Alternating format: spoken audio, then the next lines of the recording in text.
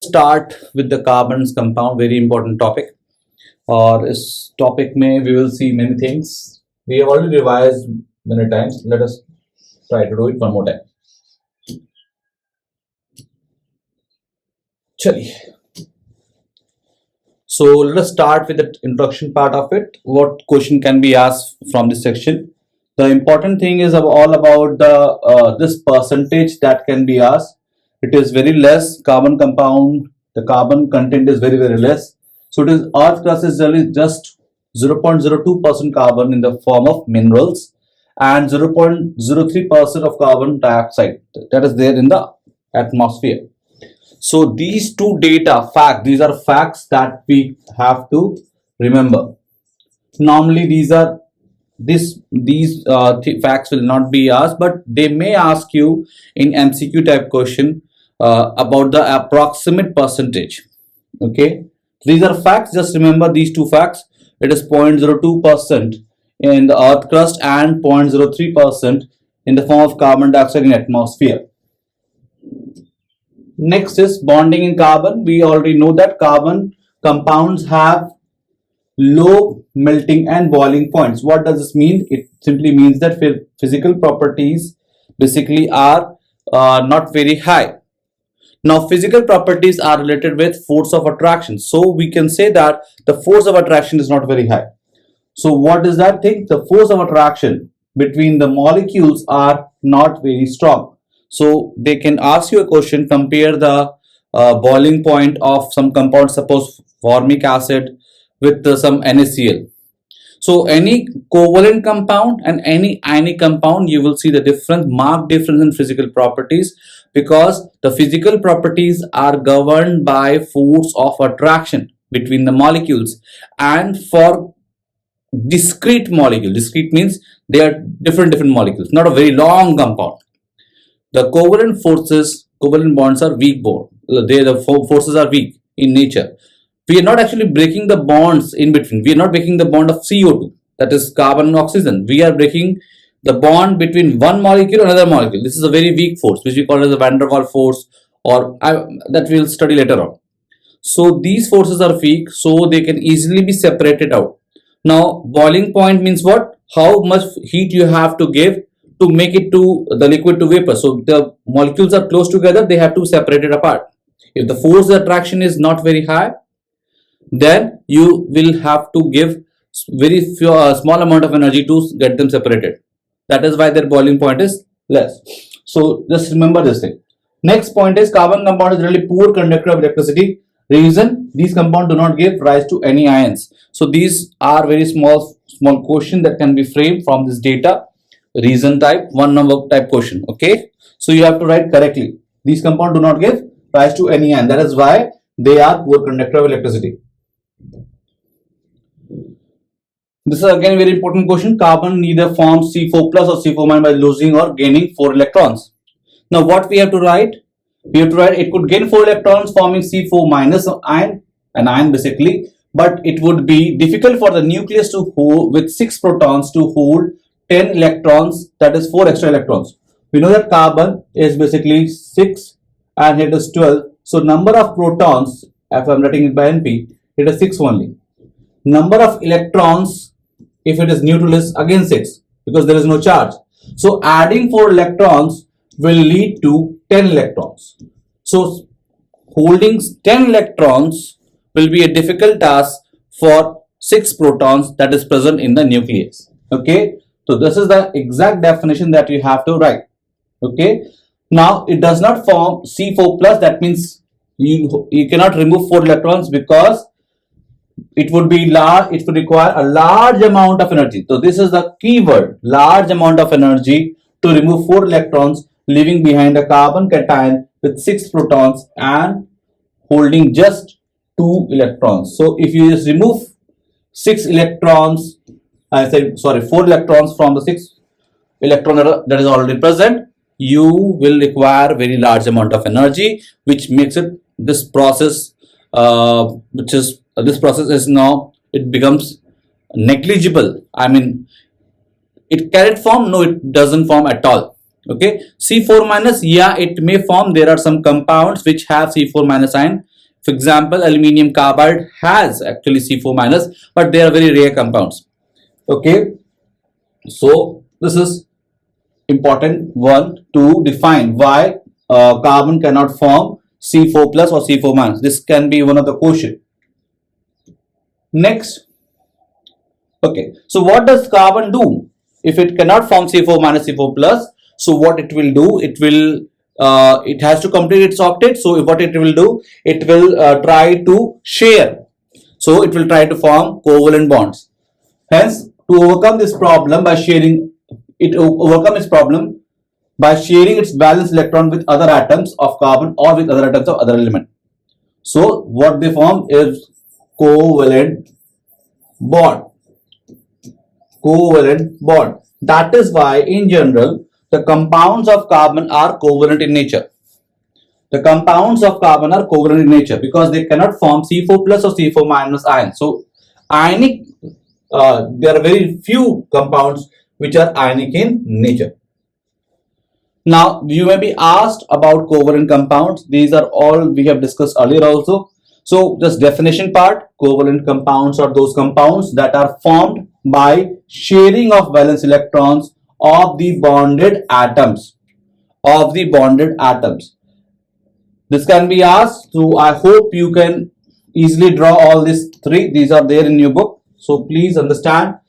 Just for your sake that I'm just repeating it. Oxygen has 6 electrons in the valence shell. Now it requires 2 electrons, so these 2 electrons are denoted by, suppose, this oxygen. These 2 electrons are denoted by this oxygen. So total in the shared region we have 4 electrons. That means 2 electrons in one bond. So it is having a double bond like this. So this is a double bond, and because it has got extra 2 electrons, so its octet is complete. Similarly, its duplet is complete by sharing one electron each. Here nitrogen has 5 electrons, it requires 3 more electrons. So this nitrogen will share 3 electrons. Similarly, this nitrogen is going to share 3 electrons to this nitrogen. Overall, there are 6 electrons that are being shared by these 2 atoms, and therefore 6 electrons plus 2, octet of this nitrogen is complete, as well as octet of this nitrogen is also complete. So nitrogen forms, these 2 nitrogen atoms form 3 bonds. This is a triple bond structure, okay, to complete its octet. We will see one by one. So types of covalent bond, it will depend on, it can be single covalent bond, double covalent bond, or triple covalent bond. It depends on number of valence electrons shared per atom. Normally single covalent bond will share 1 electron each.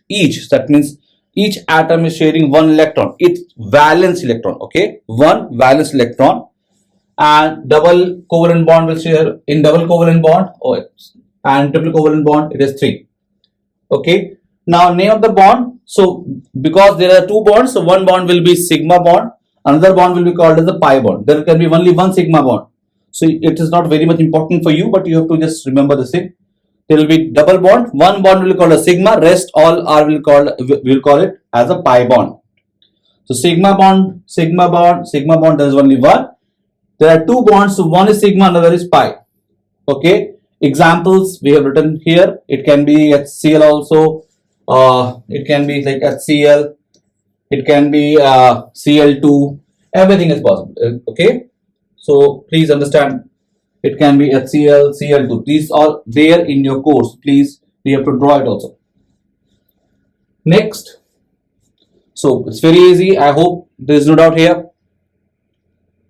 Now let us draw the structure of H2. So we have hydrogen is having just 1 electron in its valence shell.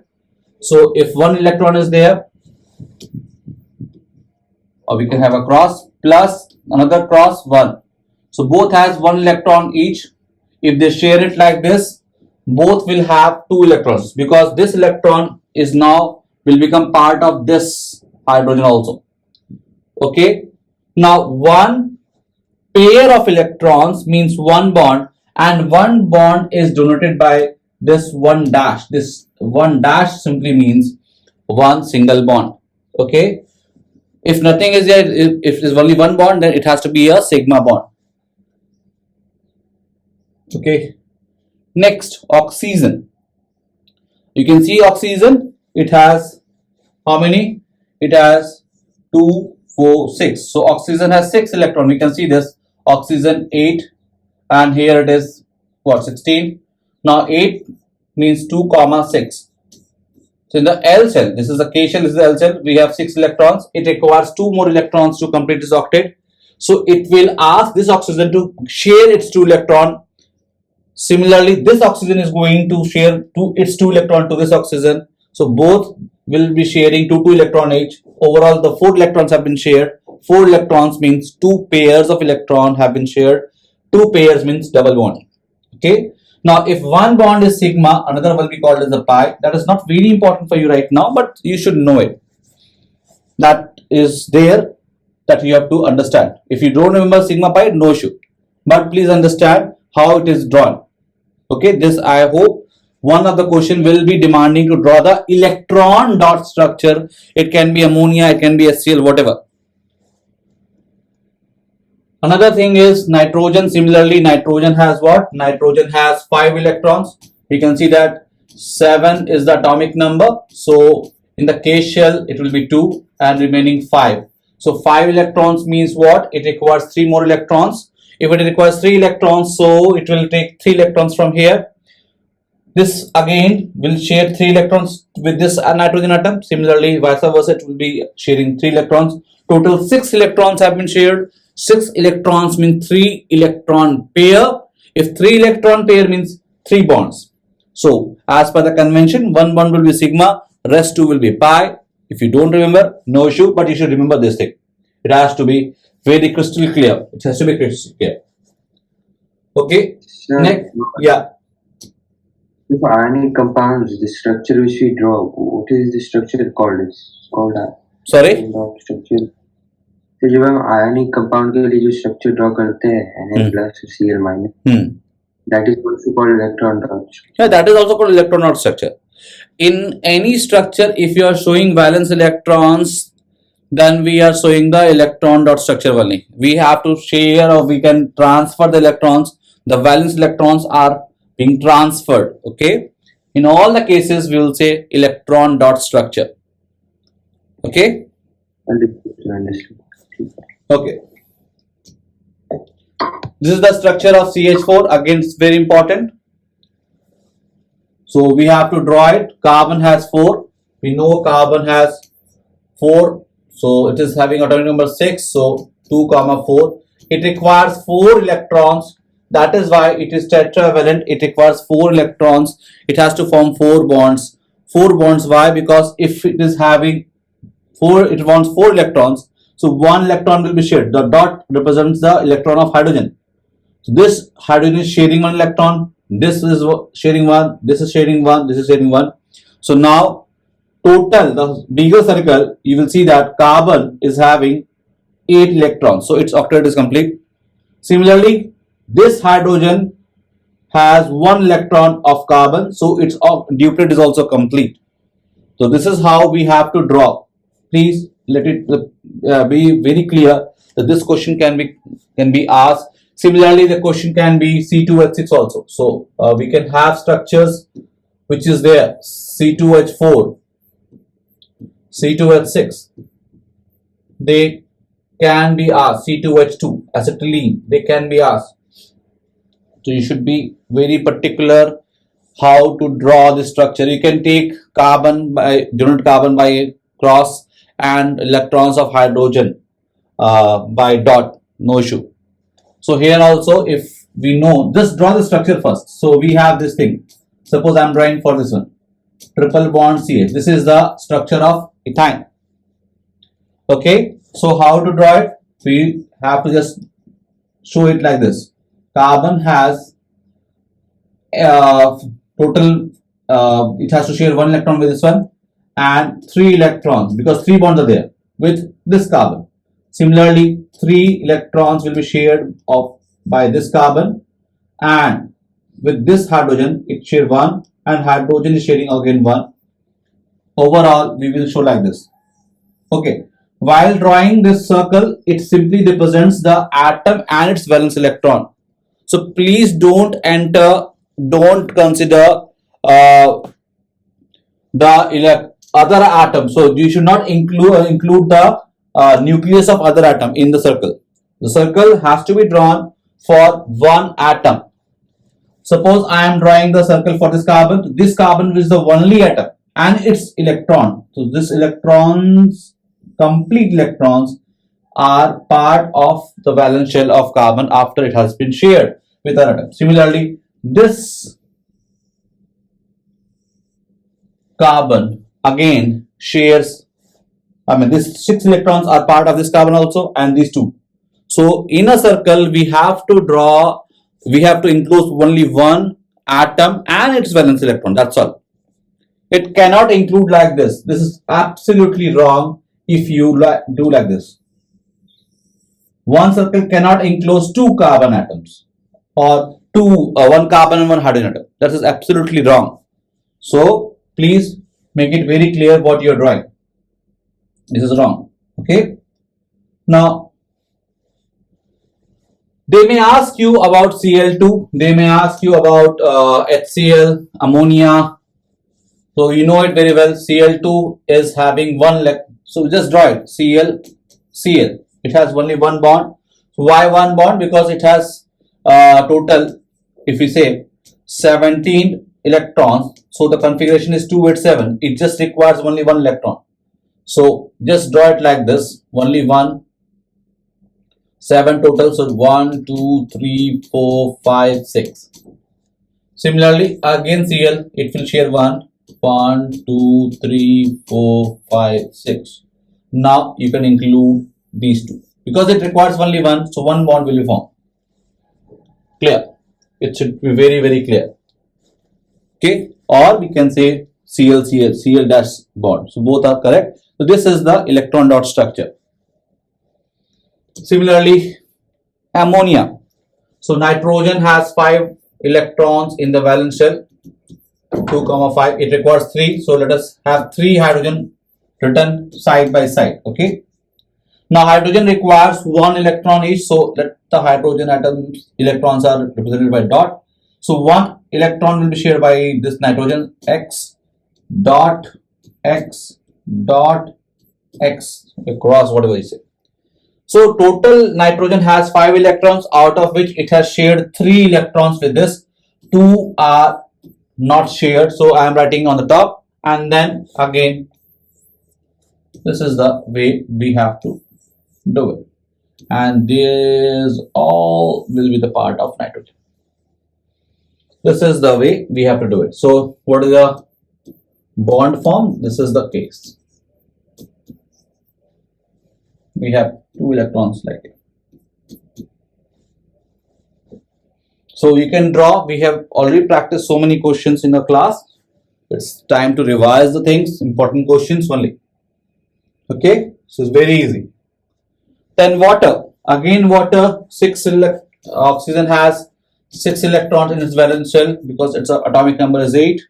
So oxygen has to make bond with 2 atoms. Let it be like this. So hydrogen will require only 1. So let it, this dot is electron of hydrogen. Let the cross be the electron of oxygen.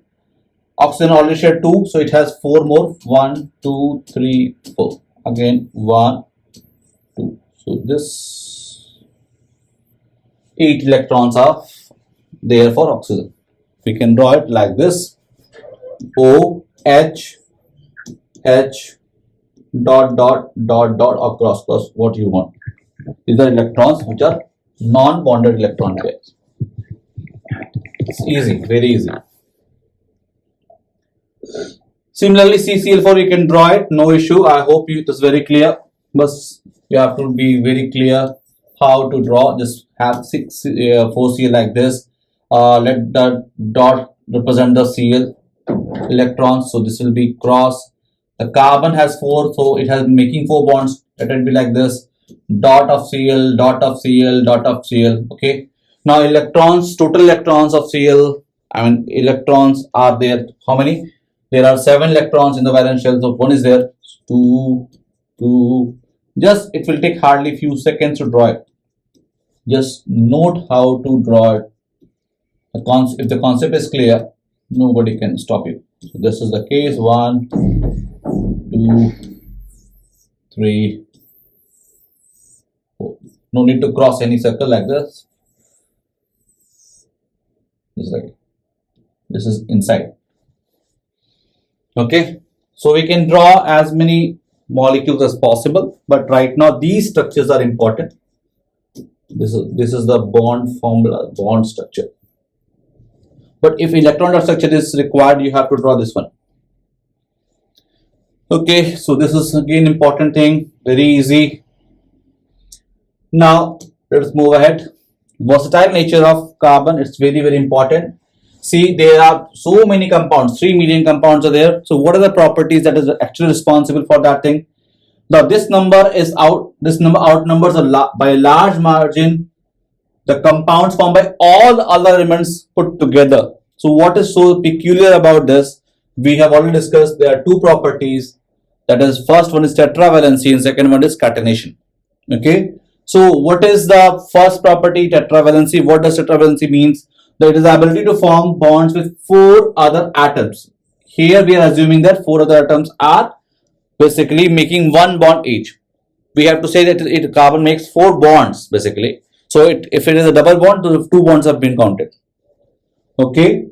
So this property is due to the fact that carbon has 4 electrons in the outermost shell and requires 4 electrons to complete its octet. So the ability to form 4 bonds basically, or bonds with 4 other atoms if it is forming a single bonds. All the atoms with carbon, hydrogen, oxygen, nitrogen, whatever. So many elements does form bond with this carbon. Okay, so 4 bond because 4 electrons are required to complete its octet. So we can say 4 other monovalent atoms, right? 4? 4 other monovalent. We can write monovalent atoms.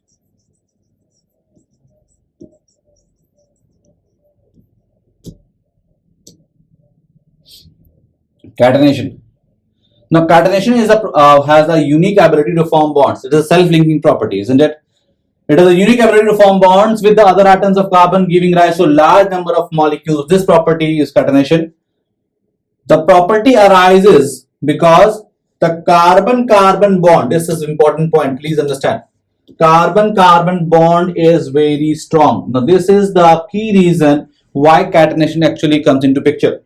And hence they are very stable. This gives us the large number of compounds with many carbon atoms linked to each other. Okay, so this is very important. Catenation, define the catenation, number 1. And second thing, you have to understand what is the reason for catenation property. What is the reason for catenation property? Okay, so catenation, I hope it is clear. Please understand, you will be asked question based on catenation. What define catenation and what is the reason for carbon showing so many forming millions of compounds. Catenation property is also seen in silicon, but with this silicon the property is way less than what is seen in case of carbon. Next, why carbon forms strong bonds with most elements? This is one of very important question. This is because it is small, it is of small size, and because of this the bond form, the covalent bond formed between the carbon and the other elements, even carbon itself, are very strong. This enables the nucleus to hold on the shared pair of electrons strongly. This is very important question, please. This enables the nucleus to hold on the shared pair of electrons strongly. The bonds formed by the elements having larger atoms are much weaker because the electrons will be far away from the nucleus, so it cannot hold it tightly. That is why the bond formed by the small size atoms are generally very strong. Hydrogen bond, HH bond, is one of the strongest bond formed between atoms of same that is the same type, that is H or H, then you can O and O, single bond if you talk about. This is very strong. Okay, so this is the reason that we have to understand, we have to write also. So why carbon forms strong bond, that is given in your NCERT also. Now next topic that is given is homologous series. So homologous series is a series of compounds in which the same functional group substitutes for hydrogen in a carbon chain is called a homologous series. Okay, this is important, number 1 point, because clearly it is mentioned in your syllabus also. So define homologous series, or you can say write the names of first 3 members, IUPAC name of first 3 members of homologous series. They can ask you what are the properties of homologous series, characteristics of homologous series. So here we are saying that the properties, we'll study the properties also. A series of compound in which the same functional group substitute for hydrogen in a carbon. Okay, same thing I've written. Now, the members of a homologous series have same functional group and same general formula. Okay, same general formula. They don't have same molecular formula. These are all isomers. Normally this is not written, but it will be asked, so we'll study this thing later on. The general formula of alkene is CnH2n. That is important. We know the general formula for alkene is CnH2n plus 2. For alkyne it is CnH2n minus 2. This is alkyne. Okay. This is your alkane. And this is your alkene.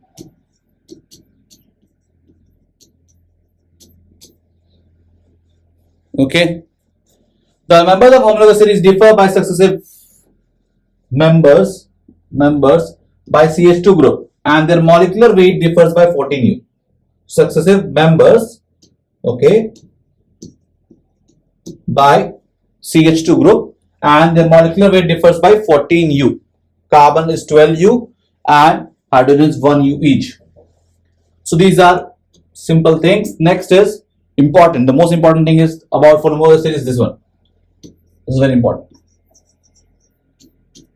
The physical properties of the members of homologous series increases as the molecular weight increases.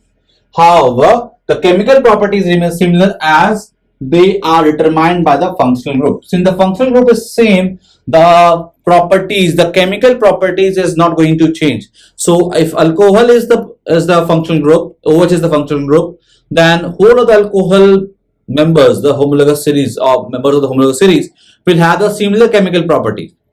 But because of size difference, their physical property is going to change.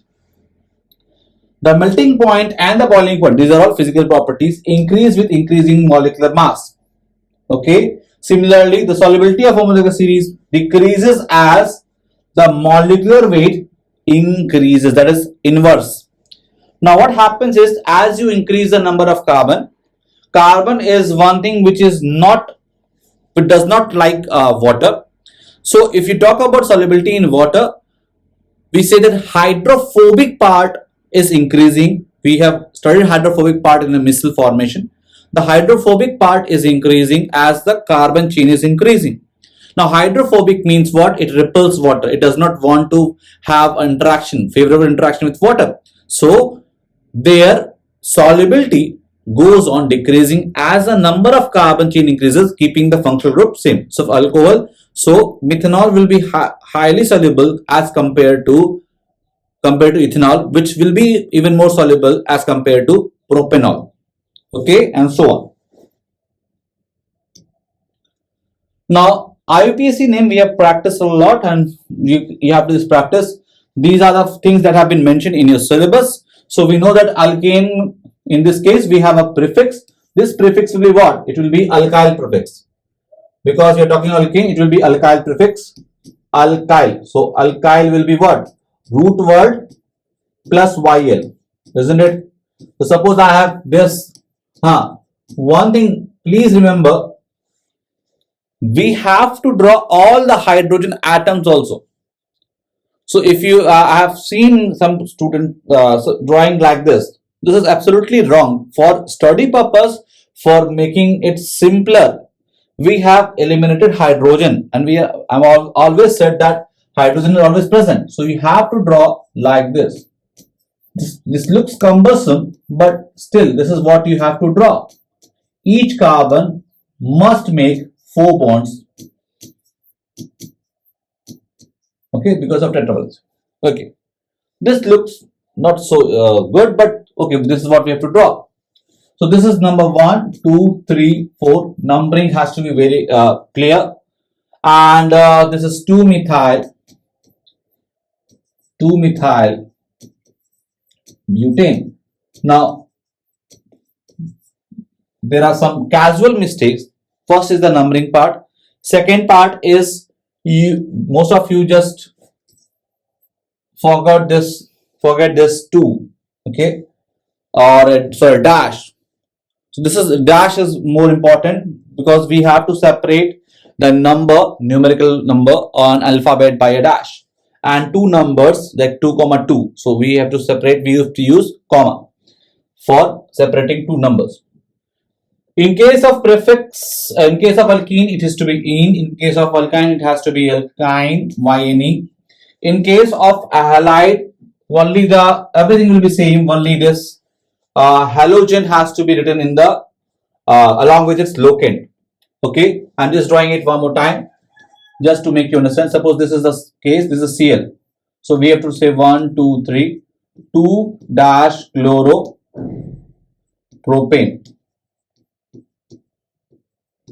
This is the simplest example, 2 chloropropane. So if you are facing any problem, do let me know. Otherwise, we have solved many questions on this. Aldehyde. In aldehyde, in alcohol, in ketone, there is a suffix 2. These are all suffix 2. When I'm saying suffix 2, I have to take care of one thing. I have eliminated this E here. You can see E is here. For suffix 2, if it starts with a vowel or Y, we have to eliminate this E. In our case, aldehyde, ketone and alcohol is there. Maybe carboxylic acid will be there, but it is not written in your syllabus part. But we can do it. It's oic acid. Here, in alkene, this is our prefix or suffix 1. The E of the suffix 1 gets eliminated. It is only AN because it's the suffix 2, that is the second part of it, starts with vowel O, A, O. Okay. Now, another important thing is, in case of aldehyde and in carboxylic acid, Al, it starts with Al. I mean, it is there. The suffix is 2 starts with A, or we can say oic acid is O. It is always considered as the first. Mostly, it is a more. It has contained carbon. That the locant of that carbon, which is present in the functional group, it is always given as locant 1. So we need not specify the same thing again and again. Okay. So we can eliminate this thing. We don't have to write 1 propanol.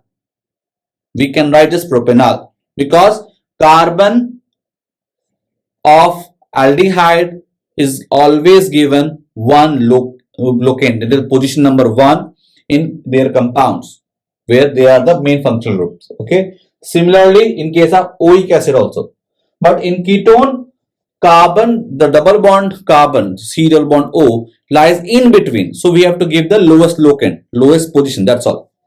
So we have to specify the locant, that is the position of ONE, where it is there. Okay. We will study the question. We'll do some questions also based on this. Let us start. Suppose I have CH3. I am just drawing like this.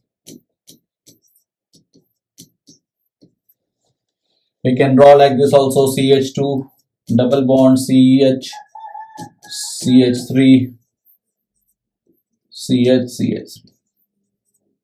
Let us take two example. So it is 1, 2, 3. Here we can start 1, 2, 3, 4. So it is what? It is propane. Now dash 2 dash on, this is what we can write, or we can eliminate 2 also, because 2 is understood because there is only one carbon where double bond O in the form of ketone can be present. Okay, we can write 2 propanone also, no problem. Here we have to write 3 methyl because first is the prefix. Then comes the root word, which is 4. It is but dash. The alkene part starts with the first carbon, so it is 1 dash ene. So I'm just revising all. We have done many questions, so we have to do just revise that these questions, that questions also. These are some of the examples that we have taken. Okay, simple questions. Structural isomers. So we have understood that isomers, what they are, compounds having same molecular formula. Okay, we have to study two things. One is the position isomer that differs only in position, only differs in position, rest everything is same. Okay, for example, CH3, CHCl, CH3 and CH3, CH2, CH2, Cl. It is 1 chloropropane. It is 2 chloropropane.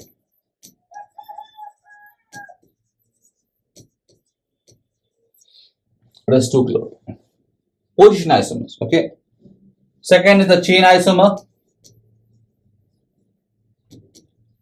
It differs in the root word. We know that. Differs in the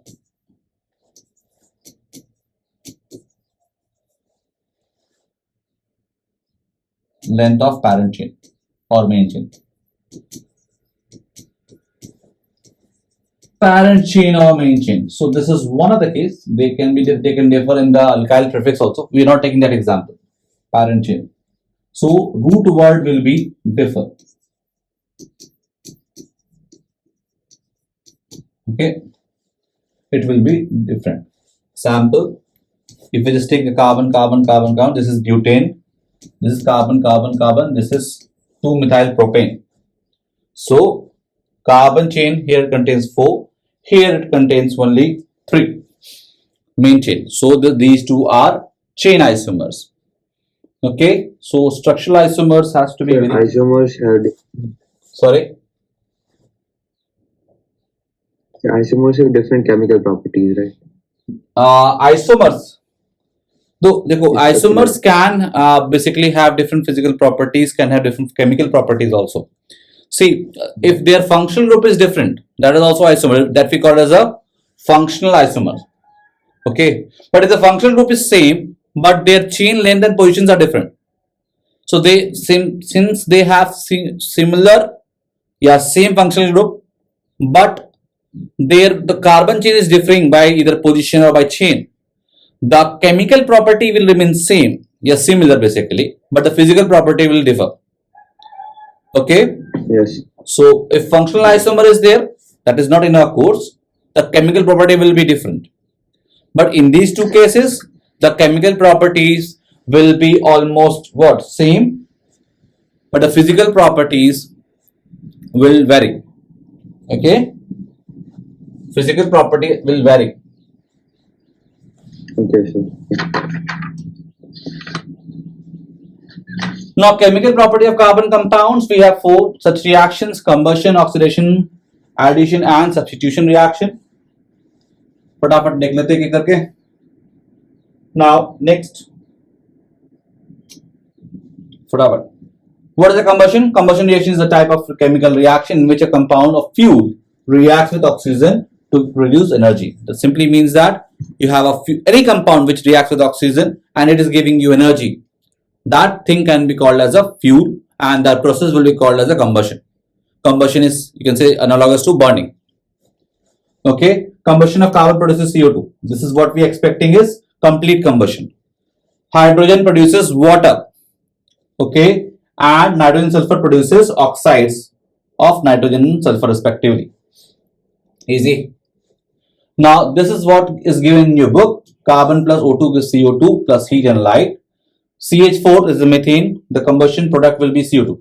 Any hydrocarbon, if you say any hydrocarbon on combustion, it must produce what? If it is a complete combustion, CO2. Carbon changes to CO2 and hydrogen changes to H2O. This product will be same, exactly same in case of alcohol also, because here the oxygen is there, here also oxygen is there. So carbon will be converted into CO2, hydrogen will be converted into H2O. Even alcohol, it contains oxygen, that oxygen will be somewhere present in CO2 or H2O. So the combustion product is something like this. Okay. So if it is alcohol, you can say that only CO2 and H2O are the final product.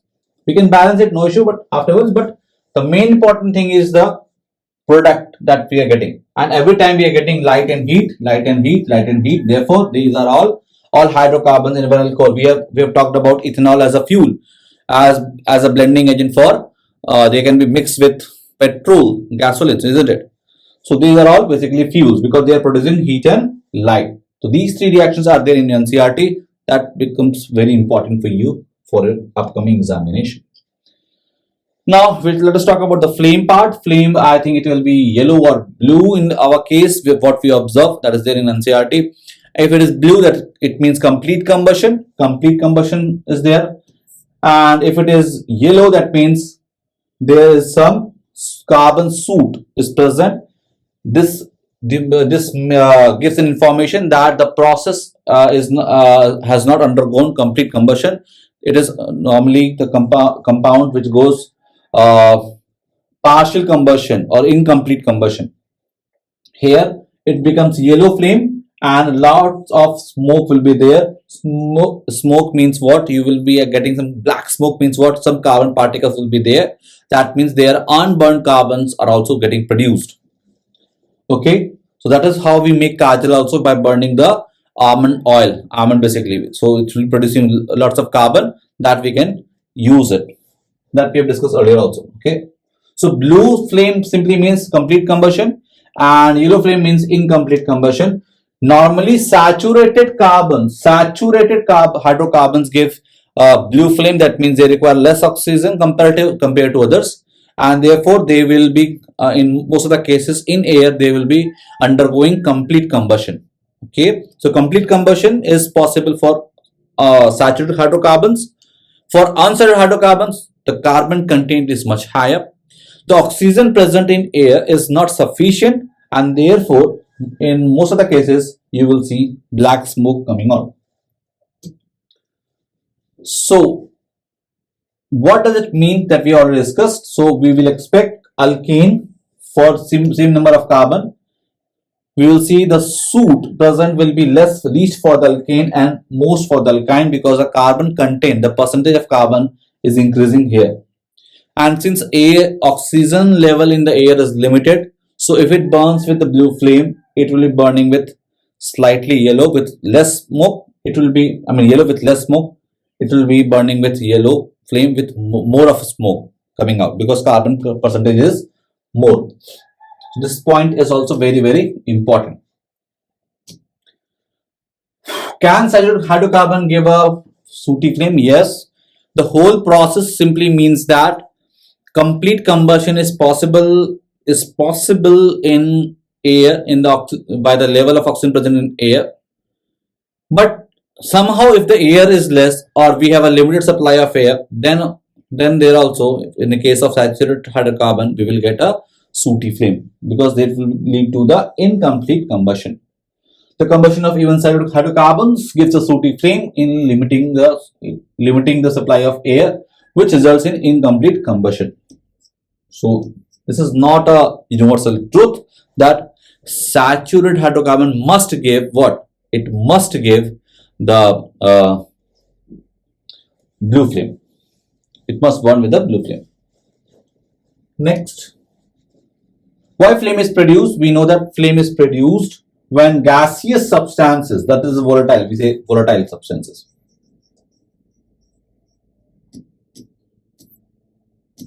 Volatile substances burn. When wood or charcoal is ignited, the volatile substances present vaporizes and burn with a flame in the beginning. So these volatile substances, when they move up, they start burning, and this will give you the picture of a flame. We have already discussed, I hope it is very clear. So Angiti do not burn with a flame because initially there is a flame, but afterward there are no volatile substance present, so the flame is gone and it will burn with a red hot red. It will be appear as a red hot substance only. Okay, next. So also, Yeah, sir. yeah. So in your coal, I think there are traces of nitrogen and sulfur, right? Which become oxides once heated. Yes. So I'm coming to that thing also. So Yes. they are basically the cause of pollution in atmospheric pollution, isn't it? So why flame is produced, we have understood, and now why do some compound like Angiti burns without a flame? So luminous flame is seen when the atoms of the gaseous substances are heated and start to glow.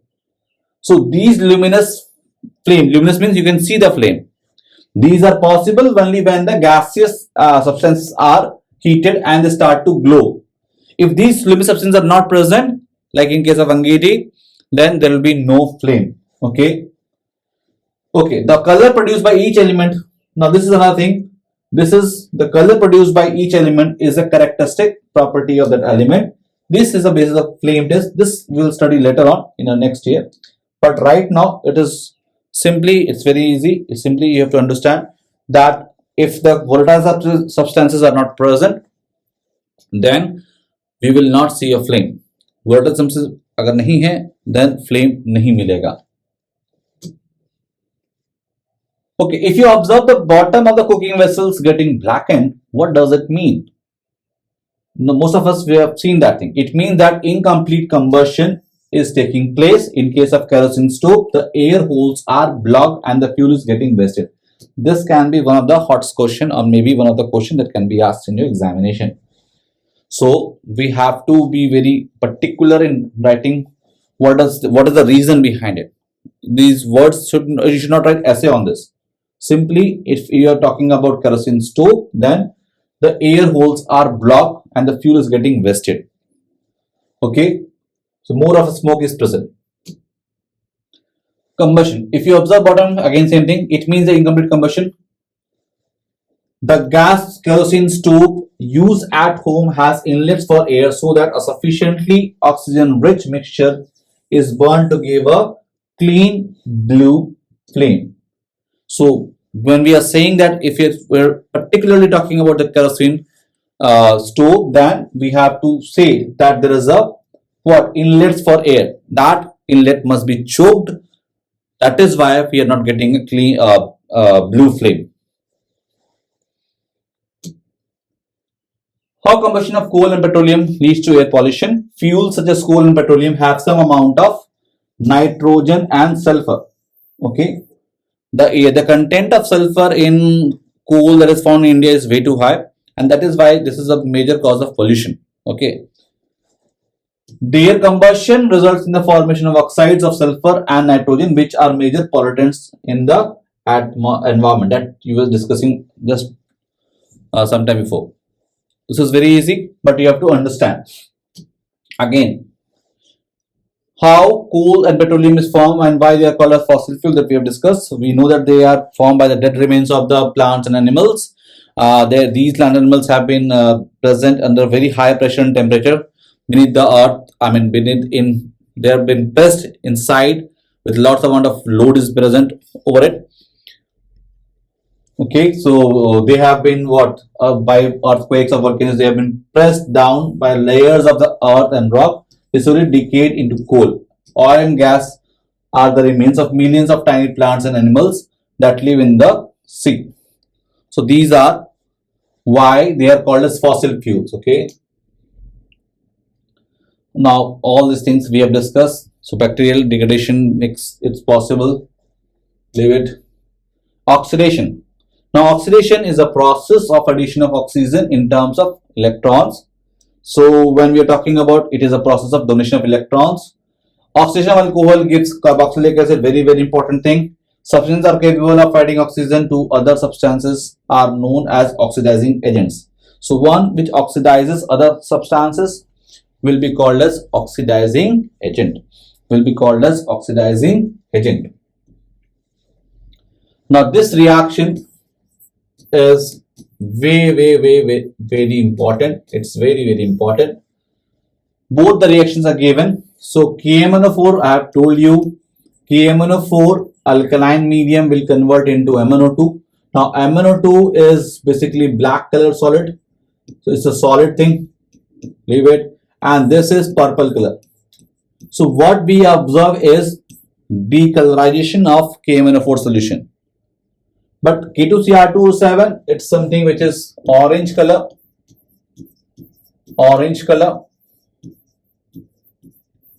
and it is converted into chromium Cr3 plus, which is green color. So here also we can see the color change. So while differentiating between ethanol and ethanoic acid, we can use this test also, because ethanoic acid is a product, it will not react with either KMnO4 or K2Cr2O7. So this reaction will be given by alcohol but not by acid. Now oxidizing alcohols to acid, that is adding oxygen to the starting materials, and they are known as oxidizing agents. So these compounds KMnO4 and K2Cr2O7 are basically oxidizing agents. Okay, they can ask you why they are called oxidizing agents, what is the role of these compounds. We have to be very clear while writing the answer. Addition reaction, normally we talk in terms of hydrogen gas because this is what is given in your book, but addition reaction is simply adding of any compound to an unsaturated compound, making it a saturated compound. Okay, this is basically addition. Here in general terms, we will talk about simply like this. Unsaturated hydrocarbons add hydrogen in the presence of catalyst, such as palladium or nickel, to give saturated hydrocarbons. This reaction is called as addition reaction. Okay, addition of hydrogen to unsaturated hydrocarbons compound is also called as hydrogenation reaction. If you're talking particularly about hydrogen, it will be called as what? It will be called as hydrogenation reaction. Clear? Sir, this reaction takes place at like 200 degrees Celsius. Yeah, we have to heat it. It should be around 200 degrees, but it is not mentioned in your book, no?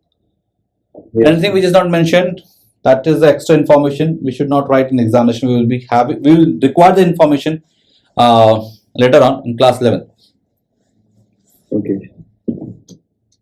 Addition reaction, catalyst. Now, what is a catalyst? Catalyst is a substance that causes a reaction to occur or proceed at a different rate without the reaction it's being affected. This means that it is not getting consumed. It is just accelerates or decelerates the reaction. It changes the rate of reaction, but it is not quantitatively consumed. Okay. Next, the reaction commonly used, the hydrogenation, is nickel catalyst. Now, one important question is, vegetable oils generally have long unsaturated carbon chains. So in vegetable oils we have unsaturated carbon chains, while animal fats have saturated carbon chains. So these two, don't get confused because it's important. So some vegetable oils are healthy. So unsaturated carbon chains are healthy for us. Animal fat generally contains saturated fatty acids, which are said to be harmful for health. Oil containing unsaturated fatty acids should be chosen for cooking. So this is important thing. This can be asked, why oil containing unsaturated fatty acids should be used for cooking. You have to answer in terms of that saturated one is not healthy, it's harmful for our body. So we should use unsaturated fatty acid. Next, substitution reaction. A substitution reaction is a type of chemical reaction in which one type of atom or a group of atom takes place of the other. Normally we give this example. This is given in your book. CH4 plus Cl2. The problem, this is the problem area for this reaction, is a number of products is formed. So this is not a very good method for preparation, because there we will getting a mixture of products, in this case formed in above reaction with the higher homologues of the alkane. Okay, so we will get a number of products. Properties of ethanol. Now this is important. liquid at room temperature. Ethanol commonly called as alcohol, and the active ingredient of all alcoholic drinks, important. This is used in medicines, in tincture iodine, cough syrups, and many tonics. Okay. Soluble in all proportions. Consumption of small quantities of dilute ethanol causes drunkenness, and intake of even a small quantity of pure ethanol cause that is absolute. One question is, what is absolute alcohol? What is absolute alcohol? Okay, so it's important to understand. Now, ethanol is not that dangerous for our health, but if you've taken it in the dilute, if you've taken consumed dilute ethanol, but if we have taken pure ethanol is called as absolute alcohol. This is very, very important point. So what is absolute alcohol? It is nothing but pure ethanol. It can be lethal. It can be very dangerous. Long-term consumption alcohol can cause many health problems. That is another issue that we all know. Reaction of ethanol, reaction of sodium, okay, reacts with sodium to form sodium ethoxide plus H2. This we all have studied many times. Please revise this thing, that the reaction proves that the ethanol can act as an acid, because acid plus metal will give you salt plus H2. Now this reaction is important because this reaction shows us that metal reacts with acid to give H2 gas. Now here also a metal is reacting with some compound to give you H2 gas and salt. That means this compound must be acid. So this reaction shows that yes, alcohol can act as an acid also. Okay, but with very reactive elements only. So this conclusion is very important, that it is acting as an acid. Okay. Next, reaction of ethanol. Reaction to give unsaturated hydrocarbon, heating ethanol to 443 Kelvin, which is basically 170 degrees centigrade, with excess concentrated sulfuric acid, results in the dehydration of ethanol to give ethene. Now this is your ethene. Here sulfuric acid is acting as a dehydrating agent. This again is a very, very important thing for the examination point of view. This is important for examination point of view. It is acting as a dehydrating agent. Calcium chloride is a drying agent. Calcium chloride is a drying agent. Dry karna hai, if just dries the water moisture form, then it is something we are saying it is a drying agent. Here there is no water. We have taken OH from this carbon and H from this carbon. So there is no water here. So calcium chloride cannot do anything. But here they have removed, this has removed H and O in the ratio 2:1. So water has been removed from it. That is why it is called as a D for negative, hydrating. Hydrating means water. So dehydrating means removal of water. It is not a drying agent. If there is some moisture present and that moisture is removed, it is drying agent. Here there is no moisture. There was no water. Yes, sir. Okay. Next point.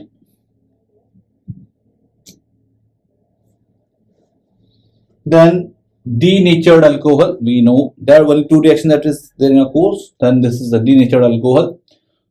So to prevent the misuse of ethanol produced for industrial use, these two are keywords: misuse and industrial use. It is made unfit for drinking by adding poisonous substance like methanol. So we know that methanol is poisonous in nature. Dyes are also added to color the alcohol blue, so that it can be identified easily. This is called as denatured alcohol. So you can expect this question, very important. This is one of the questions that is highly probable for any examination at your level. Denatured alcohol. So this is the case. Effect of methanol. Just we'll stop here by completing this slide. So effect of methanol is poisonous, that we already studied. Now unlike ethanol, methanol, intake of methanol is in very small quantities can cause death. So this is highly poisonous. Okay, very small quantity. Why it happens? Because methanol is oxidized to methanol. This is alcohol. This is alcohol and this is aldehyde. This is aldehyde. So methanol is basically what? HCHO. So this compound is one which is causing problem in the liver. Methanol reacts rapidly with the components of cell. It causes the protoplasm to get coagulated in much the same way an egg is coagulated by cooking. So this is very, very important. Methanol also affects the optic nerve, causing blindness. I hope you've understood each and everything, every aspect. So we have completed more or less complete whole of the chapter. There are two things that is remaining is ethanoic acid and last is soap and detergent. We have now will see that saturated unsaturated compound also. We have seen that saturated compounds are those which does not contain double bond or triple bond. Unsaturated compound should contain at least one double bond, triple bond. Nothing we will be the important question we will discuss in the next half, in the next class. Okay.